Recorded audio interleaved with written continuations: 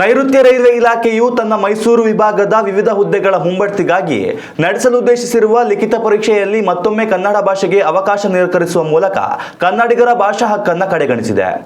ಈ ಹಿಂದೆ ಕನ್ನಡ ಪರ ಸಂಘಟನೆಗಳ ತೀವ್ರ ಪ್ರತಿಭಟನೆಗೆ ಮಣಿದು ತಾತ್ಕಾಲಿಕವಾಗಿ ರದ್ದುಗೊಳಿಸಲಾಗಿದ್ದ ಪದೋನ್ನತಿ ಪರೀಕ್ಷೆಯನ್ನ ಇದೀಗ ಯಾವುದೇ ಬದಲಾವಣೆ ಇಲ್ಲದೆ ಜೂನ್ 25ರಂದು ನಡೆಸಲು ಇಲಾಖೆ ಹೊಸ ವೇಳಾಪಟ್ಟಿಯನ್ನು ಪ್ರಕಟಿಸಿದೆ. ಇಲಾಖೆಯ ಈ ಹಠಮಾರಿತನದ ಧೋರಣೆಯು ಕರ್ನಾಟಕದಲ್ಲಿ ಭಾರಿ ಆಕ್ರೋಶಕ್ಕೆ ಕಾರಣವಾಗಿದೆ.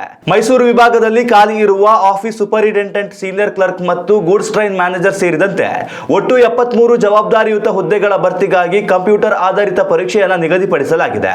ಆದರೆ ಇಲಾಖೆಯು ಈ ಪರೀಕ್ಷೆಯ ಪ್ರಶ್ನೆ ಪತ್ರಿಕೆಗಳನ್ನು ಕೇವಲ ಹಿಂದಿ ಮತ್ತು ಇಂಗ್ಲಿಷ್ ಭಾಷೆಗಳಲ್ಲಿ ಮಾತ್ರ ಸಿದ್ಧಪಡಿಸುತ್ತಿದ್ದು ಪ್ರಾದೇಶಿಕ ಭಾಷೆಯಾದ ಕನ್ನಡದಲ್ಲಿ ಬರೆಯಲು ಇಲಾಖೆ ಅವಕಾಶ ಕಲ್ಪಿಸಲಿಲ್ಲ.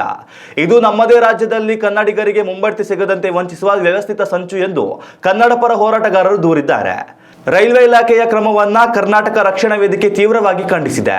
ಕರವೇ ರಾಜ್ಯಾಧ್ಯಕ್ಷರಾದ ಟಿ.ಎ. ನಾರಾಯಣಗೌಡ ಅವರು ಮಾತನಾಡಿ, ರೈಲ್ವೆ ಇಲಾಖೆಯು ತಕ್ಷಣವೇ ತನ್ನ ದೋಷಪೂರಿತ ನಿಯಮಗಳನ್ನು ತಿದ್ದಿಕೊಂಡು ಕನ್ನಡದಲ್ಲೂ ಪರೀಕ್ಷೆ ಬರೆಯಲು ಸೂಕ್ತ ಅವಕಾಶ ಹೊರಡಿಸಬೇಕು ಎಂದು ಆಗ್ರಹಿಸಿದ್ದಾರೆ.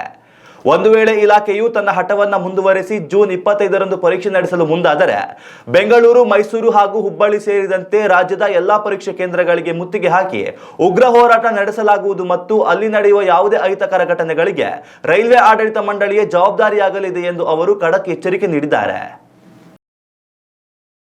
ಉತ್ತಮ ಸಂಸ್ಕಾರಯುತ ಶಿಕ್ಷಣದೊಂದಿಗೆ VSS English medium CBSE school, Udupi Muddur.